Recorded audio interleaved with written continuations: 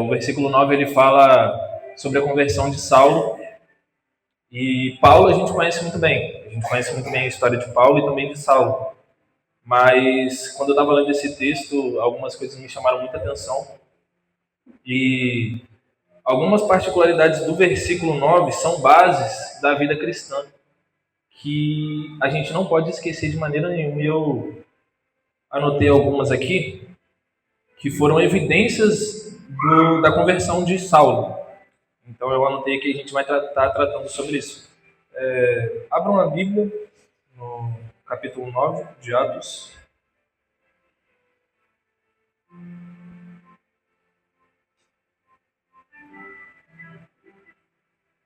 Fico feliz de poder compartilhar com vocês algo da parte do Senhor mais uma vez.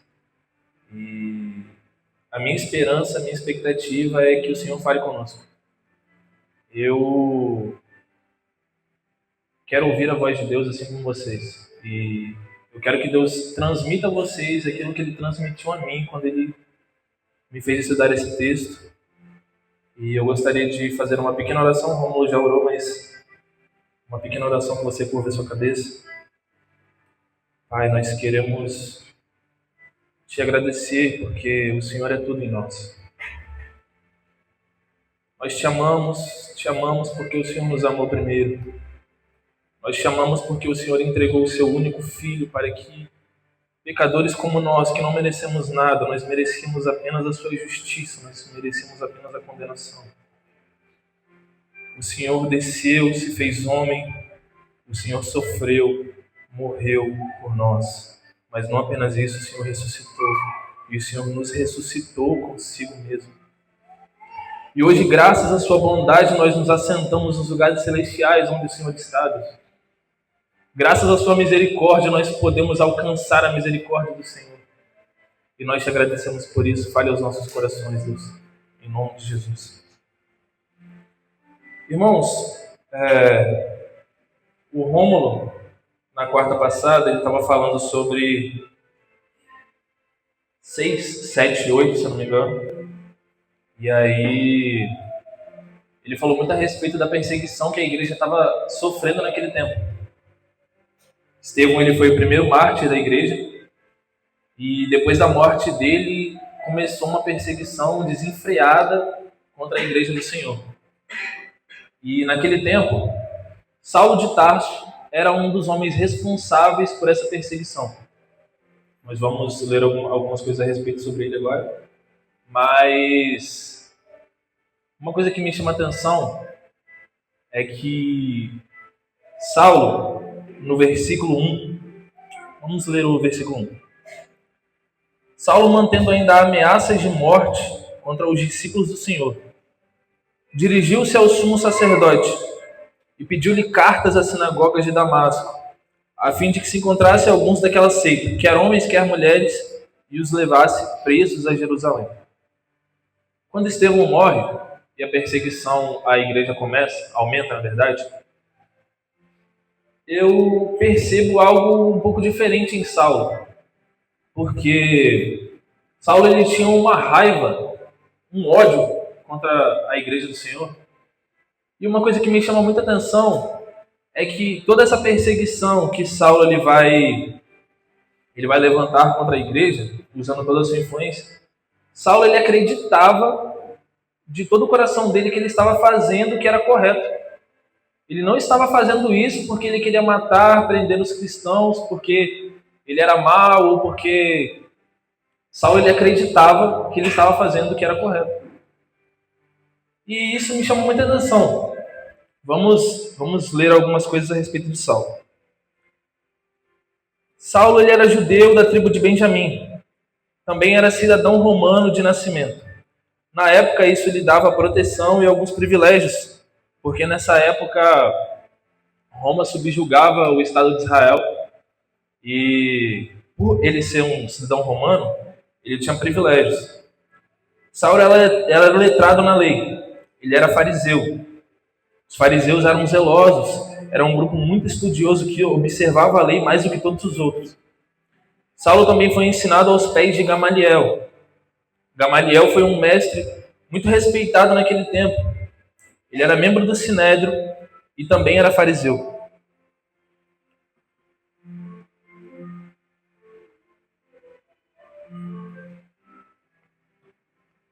Além disso, Saulo ele era o grande executor das ordens do Sinédrio. Com cartas de permissão do Sinédrio, Saulo ia de cidade em cidade, prendendo cada vez mais cristãos e usando a sua influência não só para que fossem presos, mas para também que fossem mortos. Eu queria que você colocasse, Adriane, Atos 26:9 aqui, por favor.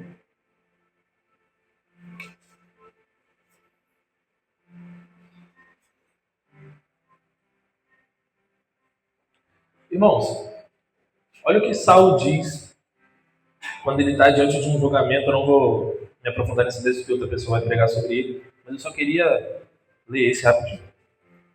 Bem tinha eu imaginado que contra o nome de Jesus Nazareno devia eu praticar muitos atos.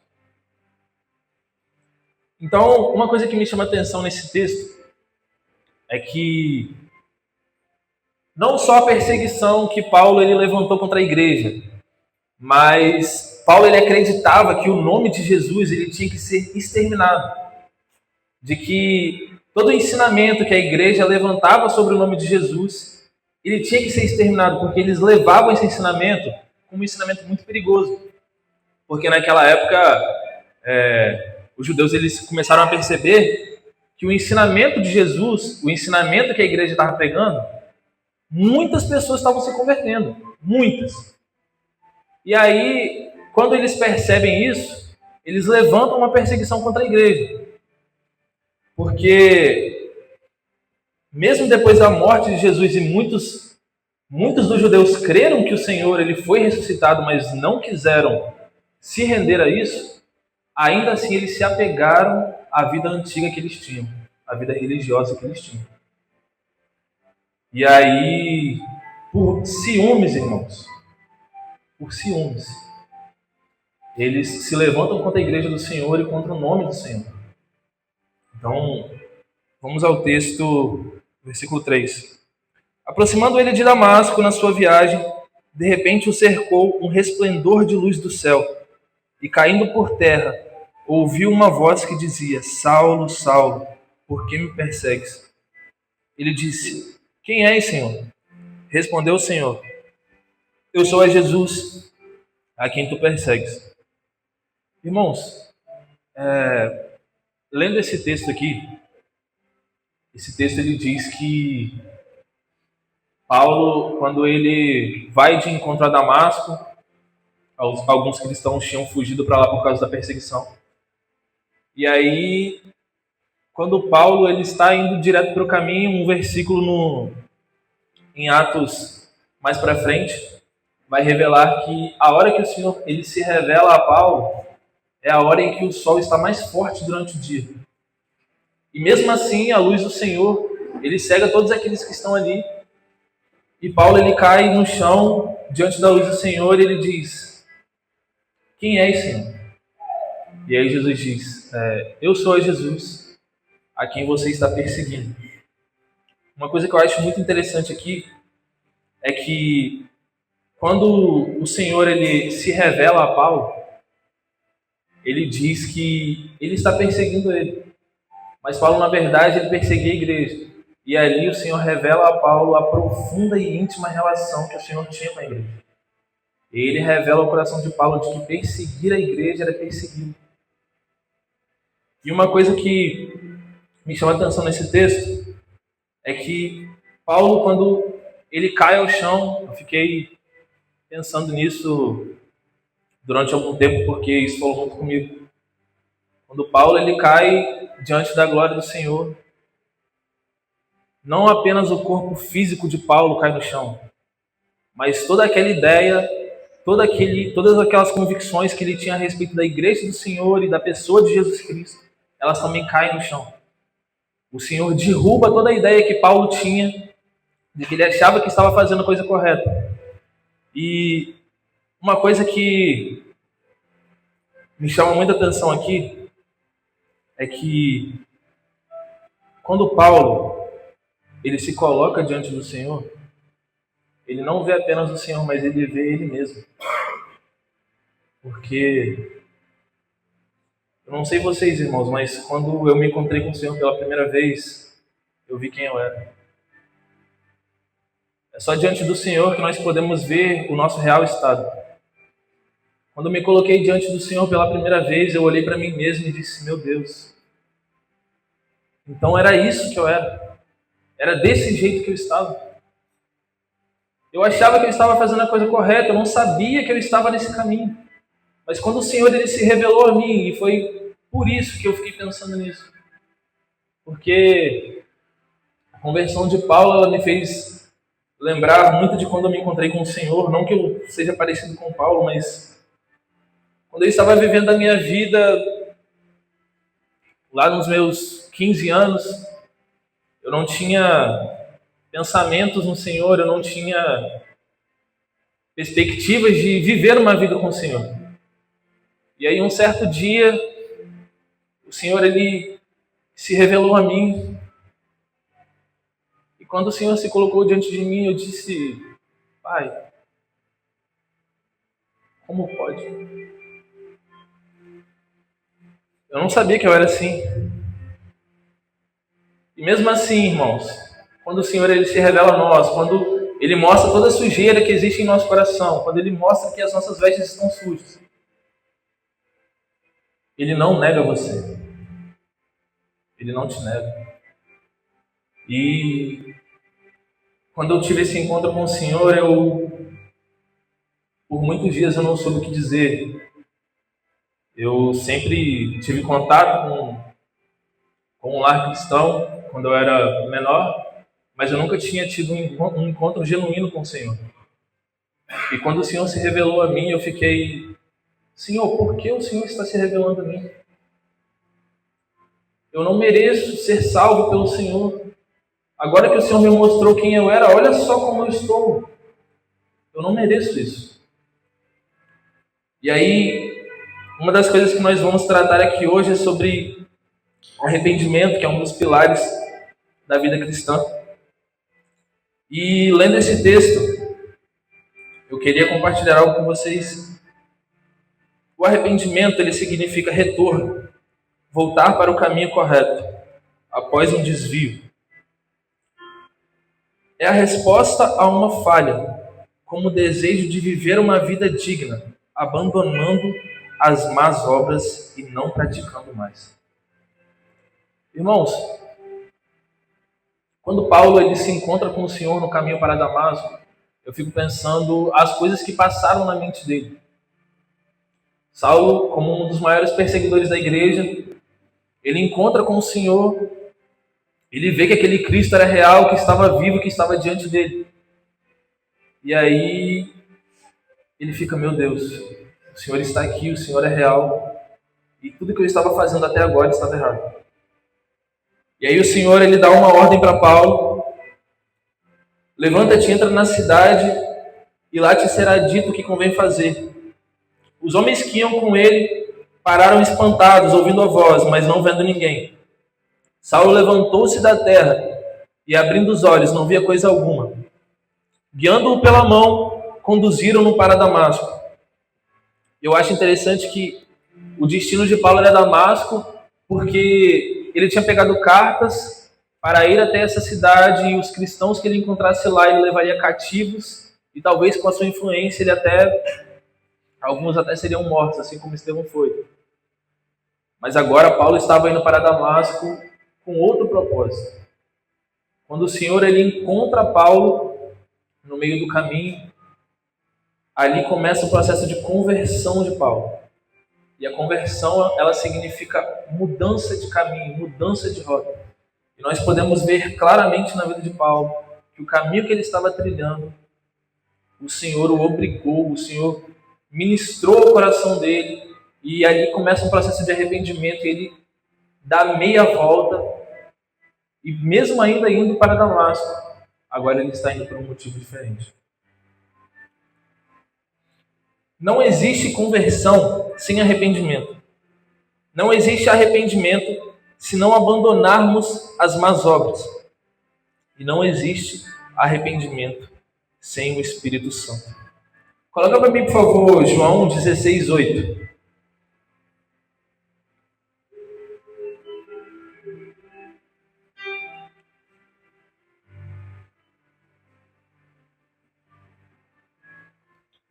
E quando ele vier, convencerá o mundo do pecado, da justiça e do juízo.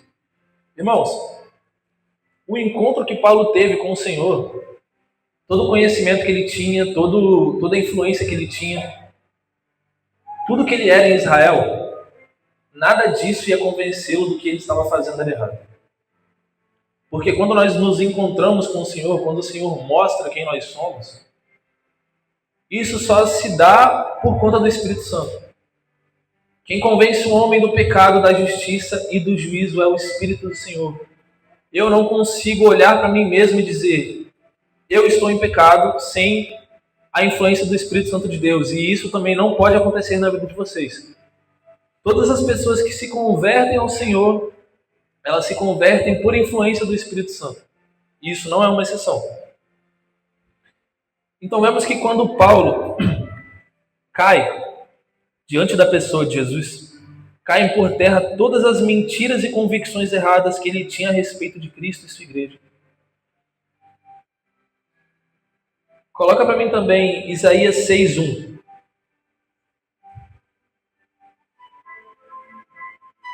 Eu vou ler do 1 a 6.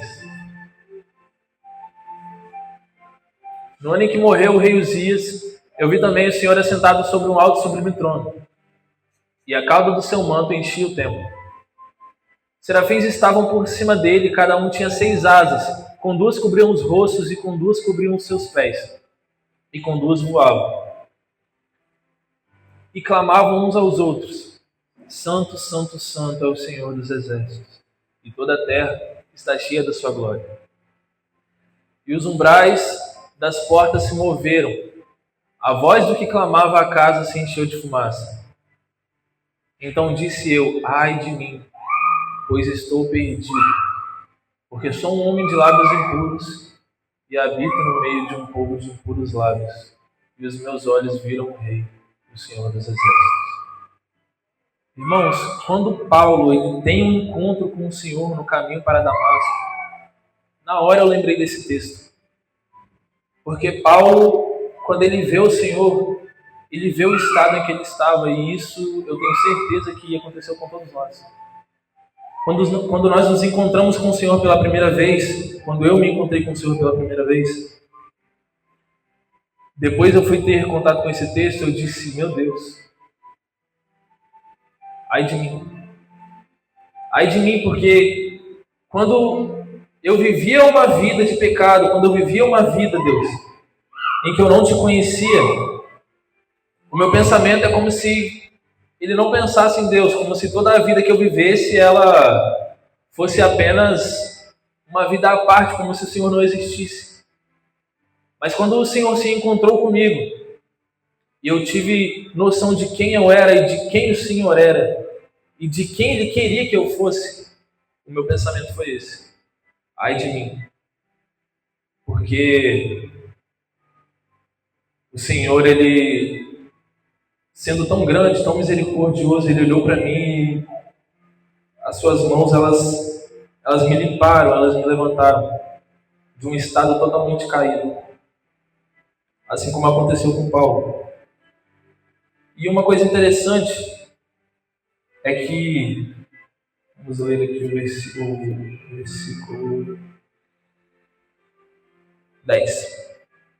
Havia em Damasco um discípulo chamado Ananias. Disse-lhe o Senhor em uma visão, Ananias. E esse respondeu, eis-me aqui, Senhor. Disse o Senhor, levanta-te e vai à rua chamada direita.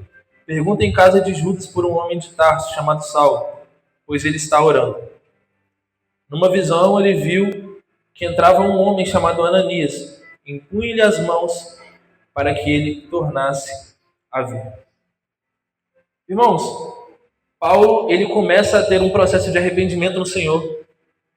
E uma coisa que eu acho muito interessante é que aquele homem, aquele perseguidor, aquele homem feroz que perseguia para matar e para prender cristãos, estava jejuando e orando diante do Senhor. E o Senhor dá uma visão para ele, de que um servo dele, um discípulo chamado Ananias, colocaria as mãos sobre ele e lhe tornaria a ver. Uma coisa que eu acho interessante é que o Senhor ele poderia ter feito isso quando ele encontra com Paulo. Ele poderia ter dado a visão para Paulo novamente para que ele fosse para Damasco fazer seja o que for que o Senhor quisesse que ele fizesse. Mas o Senhor ele usa Ananias. E isso nos revela que o Senhor ele pode fazer todas as coisas, mas isso não tira a nossa responsabilidade. O Senhor ele quer fazer as coisas, ele quer servir o seu povo através da sua igreja. E ele usa Ananias para isso. E isso me chama a atenção porque muitas das vezes nós negligenciamos isso. Nós não nos responsabilizamos por aquilo que o Senhor quer fazer através de nós. E aí pessoas deixam de ser abençoadas por causa disso. Ananias ele até diz: Senhor, tenho ouvido muita coisa a respeito desse homem, quantos males tem feito aos seus santos de Jerusalém. E aqui tem autorização dos chefes dos sacerdotes para prender todos que invocam o seu nome. A hesitação de Ananias, ela é normal. Eu acho que qualquer pessoa pensaria isso. Poxa, Paulo ele era um dos maiores perseguidores da igreja. E ele chega a Damasco e Ananias pensa, poxa, esse cara ele veio prender os cristãos, ele veio promover uma perseguição aqui. E o Senhor quer que eu vá em direção a ele, orar por ele. E o Senhor ele diz: vai, este é para mim um vaso escolhido, para levar o meu nome perante os gentios, os reis e os filhos de Israel. E eu lhe mostrarei quanto deve sofrer pelo meu nome. Irmãos, o processo que se inicia de conversão de Paulo chama atenção porque agora a mente de Paulo ela começava a ser transformada. E tem uma palavra para isso chamada metanoia, mudança de mente, mudança de pensamento. A importância de uma mente transformada na vida cristã é que, se eu tenho uma mente corrompida, se os meus pensamentos são maus, logo as minhas ações vão ser más. Porque os pensamentos eles são um prelúdio, eles são como se fosse um antecessor das nossas ações. Sabe, quando nós estamos no mundo e nós não temos uma mente transformada no Senhor, nós fazemos tudo aquilo que vem na nossa mente. Pelo menos eu era assim. O meu coração, se ele pensava em fazer algo que não agradasse o Senhor, que na época eu não tinha esse pensamento, se os meus pensamentos eles fossem pensamentos de pecado e eu não sabia, eu faria isso. Eu ia fazer. E quando nós temos uma mente corrompida, nada de bom pode vir disso. Se a sua mente é má, as suas ações serão más. E Paulo ele começa a passar por um processo de mudança de mente. E eu imagino as coisas que passaram na mente dele durante esses 3 dias em que ele jejuou e orou. Eu imagino que ele devia ter pensado: Senhor, eu persegui o seu povo, eu prendi, com a minha influência, muitos foram mortos. E o que o Senhor quer comigo? Sabe, eu penso que esse pensamento ele veio na mente de Paulo, mas eu penso também que o Espírito do Senhor ele ministrou a Paulo. Porque a palavra diz: vai, este é para mim um vaso escolhido para levar o meu nome perante os gentios, os reis e os filhos de Israel. E eu lhe mostrarei o quanto deve sofrer pelo meu nome. Quando o Senhor ele começou um processo de mudança de mente na minha vida, eu não entendia muito bem o que o Senhor queria de mim. Para ser sincero, irmãos, todas as coisas que o Senhor faz através de mim é pela misericórdia dele. Porque eu não tenho muita familiaridade em pregar, em ministrar, mas se é para exaltar o nome de Deus, então eu acredito que a nossa vida ela tem que estar disponível. E isso é uma coisa que o Senhor tem falado no meu coração. Quando eu recebi algumas oportunidades de ministrar, a primeira coisa que veio na minha mente foi: Senhor, eu não sei fazer isso. Não sei. Se o Senhor não falar através de mim, eu vou me embolar, eu vou ficar nervoso e nada de bom vai sair disso. Mas eu me lembrei de quando o Senhor chamou Moisés para libertar o povo. E aí Moisés ele dá a mesma desculpa diante do Senhor. Ele fala: Senhor, eu não sei falar. E o Senhor ele fala: Moisés, eu serei a sua voz. E se eu falasse: Senhor, eu não tenho mãos para fazer isso, o Senhor ia falar: eu serei as suas mãos. E se eu ainda insistisse e falasse: Senhor, eu não tenho pés para subir naquele púlpito e pregar o seu nome, ele falaria: eu serei os seus pés e te levaria até lá. Eu acredito que na nossa vida cristã, e eu acredito que Paulo ele deve ter enfrentado esse dilema. Irmãos, Paulo, como um dos maiores perseguidores da igreja, ele perseguia aqueles que invocavam o nome do Senhor, ele perseguia aqueles que levantavam o nome do Senhor nas praças, nas sinagogas, onde for. E agora o Senhor estava chamando Paulo para o Deus que ele perseguiu, o Jesus que ele perseguiu e os cristãos que, com a influência dele, foram mortos. O Senhor estava chamando ele para confessar o nome de Jesus diante do povo. Só o Senhor pode fazer algo assim. Só o Senhor pode promover tamanha transformação na vida de uma pessoa. O Senhor ele tira Paulo, ele transporta Paulo de um reino de trevas, de uma mente caída, para o reino da luz dele, para o reino da glória dele. E aquele que era um perseguidor, agora se torna um perseguido. Nós vamos ver, então, no versículo 17. Então Ananias entrou na casa e, impondo-lhe as mãos, disse: Irmão Saulo, o Senhor Jesus, que te apareceu no caminho onde vinhas, me enviou para que voltes a ver e sejas cheios do Espírito Santo. Irmãos, Ananias ele estava com receio de ir até Paulo, mas agora ele estava chamando Paulo de irmão. E imediatamente lhe caíram dos olhos umas escamas e voltou a ver. Levantando-se, foi batizado.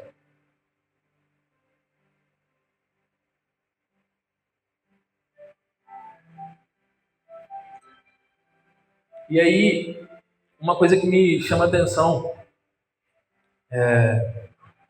em Ananias e Paulo, nesses versículos, é que quando Paulo ele começa uma transformação no Senhor, quando Ananias vai de encontro a ele, eu acho interessante que o versículo 19 vai dizer: depois de ter comido, sentiu-se recuperado. Esteve Saulo alguns dias com os discípulos em Damasco, e logo nas sinagogas pregava que Jesus era o Filho de Deus. Irmãos, Paulo, quando ele se encontra com o Senhor, cheio de ódio pelos cristãos, com o coração completamente corrompido, e o Senhor entra na vida dele, começa um processo de conversão e muda a mente dele. Eu imagino as coisas que se passaram na mente dele, as coisas que se passaram na mente das pessoas que estavam ao redor dele. Porque Paulo até então ele não acreditava que o Senhor fosse Deus, que Jesus fosse Deus. Mas quando ele tem um encontro com o Senhor, eu acredito que na mente dele venha o pensamento de que esse é o Filho de Deus a quem eu tenho perseguido por tanto tempo. E ele está aqui agora diante de mim e eu não sei o que vai ser de mim. E a palavra diz que Paulo era um vaso escolhido do Senhor para levar o nome dele. E ele devia saber também o quanto ele devia sofrer pelo nome do Senhor, fala o versículo 16.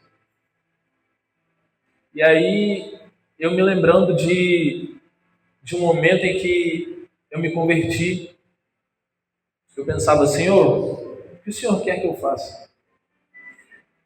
O que o Senhor quer de mim?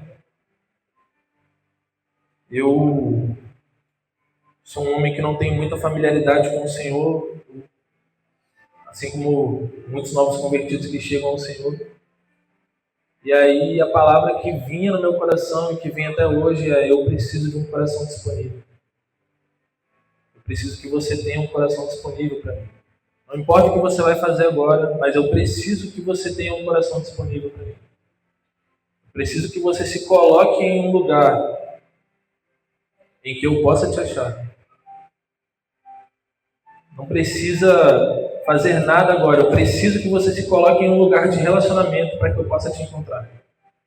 E todas as outras coisas, elas vão ser acrescentadas. E isso desde aquele tempo até o dia de hoje fala muito ao meu coração, porque às vezes nós queremos fazer, nós queremos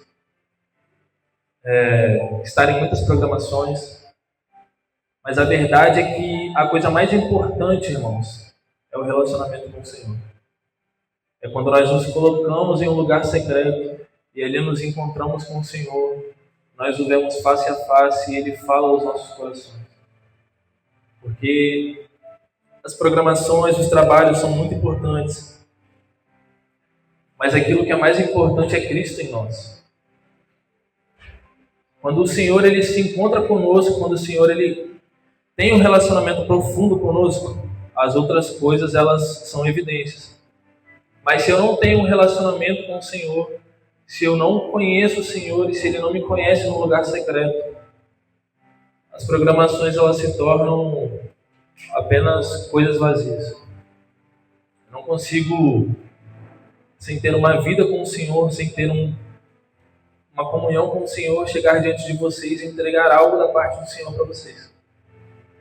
Porque eu vou estar vazio.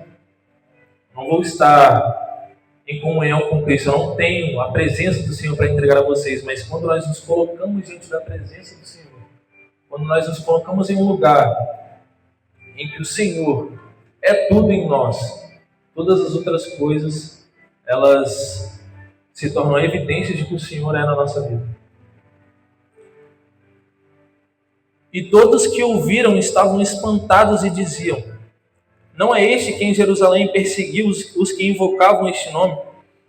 E para isso veio aqui para levar presos os chefes dos sacerdotes? Saulo, porém, se esforçava muito mais e confundia os judeus que habitavam em Damasco, provando que Jesus era o Cristo.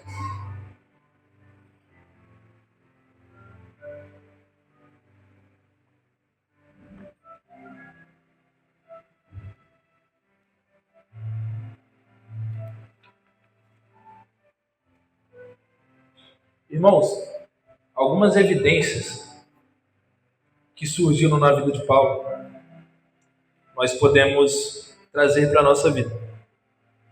Quando Paulo ele se arrepende diante do Senhor, ele começa um processo de arrependimento e começa um processo de conversão na mente dele. Eu acredito que nesse meio tempo ele tenha parado para pensar em muitas coisas. E aqui nós podemos ver do versículo 9, do versículo 1 ao versículo 12. Nós podemos ver que Paulo ele se arrepende diante do Senhor e a mente dele começa a ser transformada. Mais do que isso, o Senhor a quem ele perseguia, agora ele estava pregando. Sabe, uma coisa que eu estava pensando hoje no meu trabalho, fiquei nervoso o dia todo porque eu ia ministrar aqui. E aí eu estava pensando, poxa, tem muitas evidências que o Senhor ele pode mostrar na nossa vida quando nós nos convertemos diante do Senhor. Mas a que o Senhor trouxe ao meu coração quando eu estava no meu trabalho é a pregação do Evangelho. E eu não estou falando de subir ao púlpito e pregar, não. Eu estou falando de um irmão necessitado chegar diante de você e contar um problema e você não ter uma palavra do Senhor para liberar sobre a vida dele. Eu estou falando de você olhar para os seus parentes, todos eles morrendo em pecado, seu patrão, seus irmãos, e você simplesmente olhar e a palavra que te salvou, o Senhor que te salvou, você não ministrar sobre aquela pessoa que está necessitando de salvação. E aí, uma coisa que me pega muito é que, às vezes, nós, por conveniência, por não querer que aquela pessoa ela tenha um pensamento diferente de nós deixamos de pregar o Evangelho. Para um pecador que ele está precisando do Senhor, ele está precisando de uma palavra, ele está precisando de uma palavra de conforto. Nós temos medo ou algum receio de, poxa, esse meu amigo aqui que é tão legal, se eu começar a falar de Deus aqui para ele, ele vai achar que eu sou quadrado, que eu sou um cara meio sei lá. E aquela pessoa está morrendo em pecado. Aquela pessoa está necessitando do Senhor. E nós não abrimos a nossa boca para pregar o Evangelho.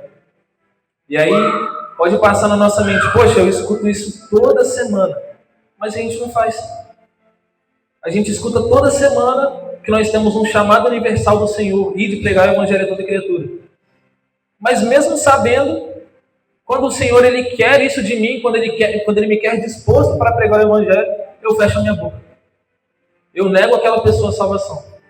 Eu não apresento o mesmo Cristo que me salvou àquela pessoa que está precisando ser salva. Irmãos, a pregação do Evangelho, ela não pode ser negligenciada. Não pode, porque nós fomos chamados para isso. Todos nós fomos alcançados pelo poder de Deus através do Evangelho. E o Senhor, Ele quer isso de nós. Ele quer que, quando nós nos colocarmos diante de alguma pessoa que esteja necessitada, Ele fala, olha só, cara, eu conheço uma palavra para você. Eu sei quem pode resolver o seu problema. Você está achando agora que é impossível, mas eu também achava. Quando o Senhor se revelou a mim, eu não sabia de nada disso, mas quando eu conheci a palavra dele, quando eu tive um contato com a palavra dele, o Espírito Santo falou através do meu coração. E nós estamos negando isso a muitas pessoas. Pode parecer algo simples, pode parecer algo que não tem muita relevância, mas, irmãos, o Evangelho é o poder de Deus para a salvação de todo aquele que nele crê. Todo aquele que nele crê. E eu, no meu trabalho, um tempo atrás, eu posso falar aqui porque eu não vou falar o nome dele, um colega, ele veio falar algumas coisas comigo. Eu trabalho com logística, então tem muitos homens. E ele chegou para mim, ele é casado, tem filho. Ele chegou e falou, cara, tô conhecendo uma menina aí e caramba, eu tô gostando muito dela e não sei o que, etc. E isso ele casado com filho. E aí eu olhei assim, eu fiquei pensando na melhor forma de falar para ele. E eu peguei e falei, mano, não vai por esse caminho. Não vai por esse caminho porque você é um homem casado, você é um homem que tem filho. E você fez uma aliança com o Senhor. Quando você se casou, você fez uma aliança com o Senhor e uma aliança com a sua esposa. E a palavra do Senhor diz que os lábios da mulher adúltera, na boca elas são como mel, mas elas se tornam amargas no estômago. E os caminhos delas são caminhos de morte. Não vai por esse caminho, cara. E aí, num momento assim, parecia que ele tinha me escutado, que ele tinha levado em consideração. Mas aí depois, infelizmente, eu fiquei sabendo que ele tinha caído em adultério com essa pessoa. E aí, depois de um tempo, ele chegou para mim para conversar. E totalmente tomado pela ansiedade, chorando. Ele pegou e falou, mano, eu traí a minha esposa e ela descobriu. Agora a gente se separou e eu não sei o que fazer. Eu peguei e falei, cara, eu não sei o que dizer, mas eu tinha te alertado sobre isso. E aí, eu conversando com ele, eu pensando, cara, eu poderia talvez ter sido um pouco mais incisivo quando ele me contou isso. Mas a verdade, irmãos, é que quando nós temos um coração que ele não é rendido ao Senhor, e até quando temos, nós podemos cair nisso,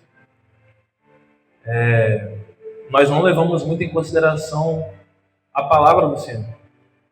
Mas isso ela não é uma desculpa para que a gente deixe de pregar a palavra do Senhor. Porque depois conversando com ele, eu disse, irmão, olha, eu não sei como você vai fazer para reverter essa situação, mas, cara, coloca essa situação diante de Deus. Coloca essa situação diante do Senhor. E se arrependa do que você fez. Porque é isso que você pode fazer agora. E aí, depois ele veio conversar comigo, me agradeceu, mas, irmãos, quantas pessoas no nosso dia a dia, quantas pessoas que nós encontramos, que têm contato conosco, que estão passando por situações parecidas, e nós não temos uma palavra do Senhor para ministrar na vida dessas pessoas. E eu acredito que um cristão convertido, um cristão que tem evidências de que o Senhor é um Deus de verdade na vida dessa pessoa, a pregação do Evangelho ela não pode ser deixada de lado. E aí, no versículo 23, tendo passado muitos dias, os judeus decidiram entre si matá-lo. Seus planos, porém, chegaram ao conhecimento de Saulo. Como eles guardavam as portas, tanto de dia como de noite, para poder tirar-lhe a vida. Os discípulos o levaram de noite e desceram dentro de um cesto pelo muro. Quando Saulo chegou a Jerusalém, procurava juntar-se aos discípulos, mas todos o temiam, não acreditando que fosse discípulo. Então Barnabé, tomando consigo, levou aos apóstolos e contou-lhes como no caminho ele vira o Senhor e que lhe falara como em Damasco pregara corajosamente o nome de Jesus. Andava com eles em Jerusalém, entrando e saindo, pregando corajosamente o nome do Senhor. Falava e discutia também com os gregos, mas eles queriam matá-lo. Eu acho interessante que Paulo, com toda a influência que ele tinha diante dos judeus, ele tinha autorização para entrar de cidade em cidade, para perseguir e para prender. E quando ele começa a declarar o nome de Jesus, quando ele começa a declarar que o Senhor é o Cristo, os judeus falam, a gente vai ter que matar esse cara aí. Esse cara estava com a gente, ele era o nosso principal perseguidor, aquele que declarava guerra aos cristãos ao nome de Jesus, e agora ele está pregando o nome de Jesus. A gente vai ter que matar ele. E eu acho interessante isso, porque eles decidem matar Paulo pelo nome de Jesus, por causa do nome de Jesus. E às vezes nós achamos que levar uma vida diante do Senhor é uma coisa que não vai exigir de nós alguma coisa. Mas, irmãos, quando o Senhor nos chama, Ele também coloca algumas responsabilidades sobre a nossa vida. E uma vez ou outra na nossa vida, por causa do nome do Senhor, nós vamos ser perseguidos. Seja no trabalho, seja por algum familiar, por causa do nome do Senhor, nós vamos ser perseguidos. No Brasil ainda não, mas eu não sei se vocês viram um caso recente da África em que o Islã ele queimou muitas igrejas e matou muitos cristãos lá, porque eles pregavam o nome do Senhor. E eu vi um vídeo que me comoveu muito, uma igreja em chamas, e eles em pé diante das chamas e cantando louvores a Deus. Eu disse, cara, quão fraco é a minha fé e quão fraco é a minha devoção diante do Senhor. Essas pessoas, elas tiveram armas apontadas para elas tiveram a igreja delas queimadas, e quando o Islã ele chega, eles falam, olha só, ou você nega Jesus ou você morre. É assim que eles agem. E aí eu me deparei com esse vídeo e eu vi, olha só, mano, essas pessoas elas acabaram de sofrer uma perseguição, tem pessoas que foram mortas, e essas pessoas elas estão adorando o nome do Senhor em meio a essa perseguição.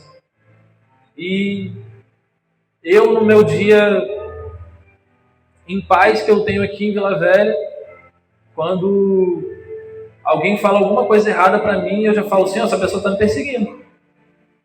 Essa pessoa está está querendo me perseguir por causa do seu nome, etc.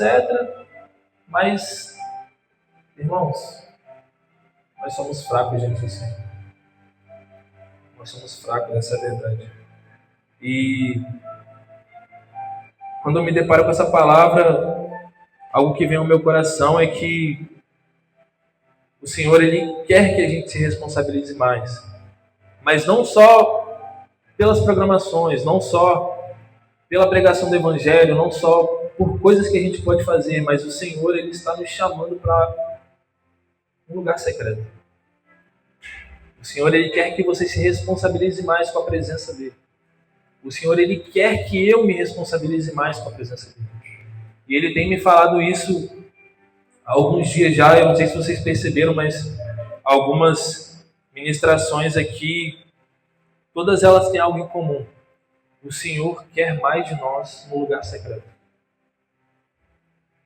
Eu ouvindo a pastora Esther aqui no dia que ela ministrou junto ao Romo, ela falou sobre Marta e Maria. E quando Maria ela escolhe a melhor parte, o Senhor fala que essa parte não lhe será tirada. E o Senhor, Ele garante isso para nós. Se nós nos colocarmos num lugar de rendição diante do Senhor, se nós nos colocarmos em um lugar secreto para conhecer mais o Senhor, esse lugar ele não vai ser tirado de nós.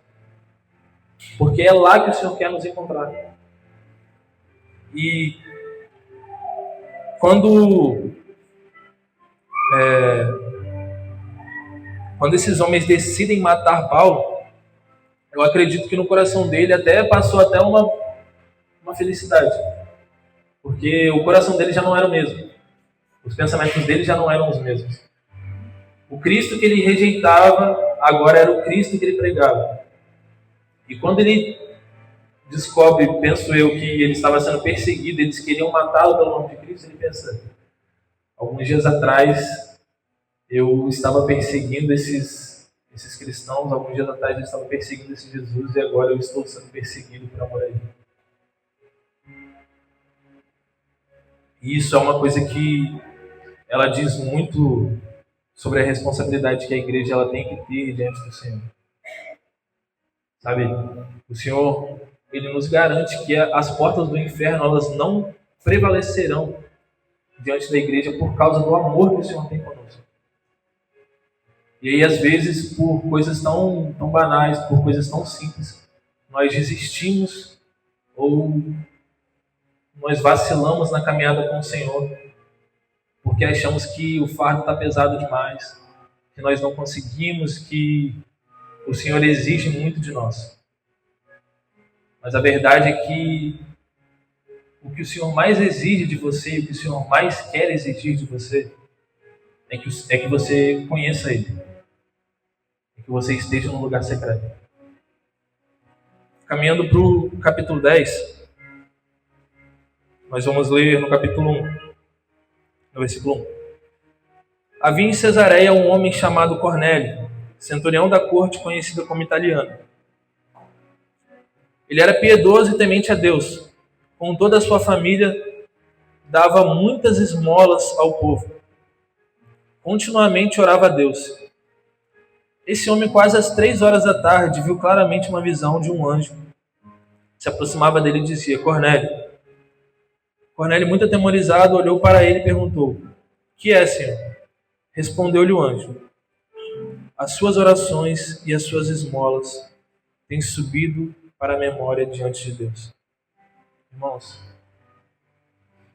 mais do que todas as coisas que existem na minha vida, trabalho, casamento, igreja, mais do que tudo isso, não existe uma vontade maior no meu coração do que ter uma vida agradável ao Senhor. Não existe. E olhando para a vida de Cornélio, uma coisa que chama atenção é que ele era piedoso e temente a Deus. Com toda a sua vida dava muitas esmolas ao povo. Continuamente ele orava a Deus. Sabe, Cornélio ele não era aquela pessoa que ele via uma pessoa necessitada e uma vez ou outra dava uma esmolinha para ajudar, uma vez ou outra ele se colocava diante de Deus para orar. Cornélio tinha um estilo de vida que agradava a Deus. Cornélio, com todos os seus bens, com as posses que o Senhor tinha dado a ele servia os seus irmãos e ele continuamente se colocava em oração diante do Senhor. E isso é uma coisa que me chama a atenção, porque por muitas vezes eu falho diante do Senhor nessas coisas. Por muitas vezes o Senhor ele me busca no lugar secreto e eu, atarefado com muitas outras coisas que eu acredito estar agradando o Senhor, ele não me encontra lá. E eu acredito que hoje o Senhor ele quer falar a respeito disso, de que todas as coisas que nós já achamos importantes, todas as coisas que nós temos importantes para nós, seja um casamento, seja um emprego, seja bens, nossa empresa, irmãos, uma vida que agrade ao Senhor, uma vida que suba como um incenso suave ao coração do Senhor, aonde o Senhor está. Uma vida que agrade a Deus verdadeiramente. Isso é algo que dinheiro nenhum pode comprar, conhecimento nenhum pode nos dar. Isso é algo que só diante do Senhor nós podemos ter. E é algo que nós não podemos negligenciar. Eu acredito que nos últimos dias o Senhor ele tem nos chamado para estar mais com Ele, para nos responsabilizar mais em quem nós somos nele. E eu acredito que se nós nos atentarmos mais para isso, se nós colocarmos o nosso coração no Senhor, eu acredito que todas as outras coisas que nós nos preocupamos, seja a nossa família, seja o nosso emprego, seja o que for, sabe, pela vida que nós levamos diante do Senhor, todas essas coisas vão ter evidência de que o Senhor é a nossa vida. Se nós nos colocamos diante do Senhor, nós teremos um coração, um casamento abençoado. Se nós nos colocamos diante do Senhor em oração, se nós nos colocamos diante do Senhor para sermos transformados pela presença dEle, no nosso emprego nós seremos bênçãos para as pessoas que precisam de nós. Na nossa igreja nós vamos servir com excelência, porque nós amamos o Senhor. E porque a misericórdia dEle, a graça dEle, ela opera tudo em nós. Sabe, o final desse capítulo, ela vai dizer que o capítulo todo, na verdade, se nós formos resumindo, diz que Cornélio ele era um gentio e nessa época, nesse momento em específico, o evangelho ele não estava sendo pregado aos gentios, ele estava sendo mais exclusivamente pregado aos judeus. E aí, quando Cornélio ele tem essa visão, o Senhor fala com Pedro, e aí Pedro ele tinha ainda algumas amarras do judaísmo. E aí o Senhor ele dá uma visão para Pedro, em que Pedro ele vê animais postos sobre um lenço, e o anjo ele chega para Pedro e fala, coma. E Pedro ele diz, olha, eu não vou comer porque eu nunca comi nenhum animal impuro. E isso acontece 3 vezes diante de Pedro. E aí o anjo diz, não torne impuros aquilo que o Senhor santificou. E aí depois, mais tarde, Pedro ele descobre que esses animais, na verdade, representavam os gentios, a quem o Senhor também queria revelar a sua salvação.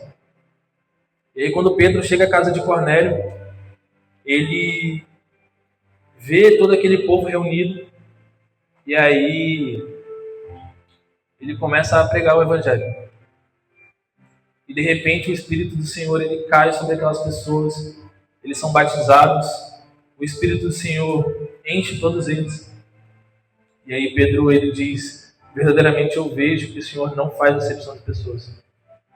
E o que eu acho interessante é que pelo estilo de vida que Cornélio tinha diante de Deus, o Senhor moveu toda uma situação para que Pedro fosse até a casa dele e para que o evangelho fosse pregado. Existem coisas nas nossas vidas que, seja a conversão de algum parente, seja um pedido que você tem com o Senhor que só você sabe.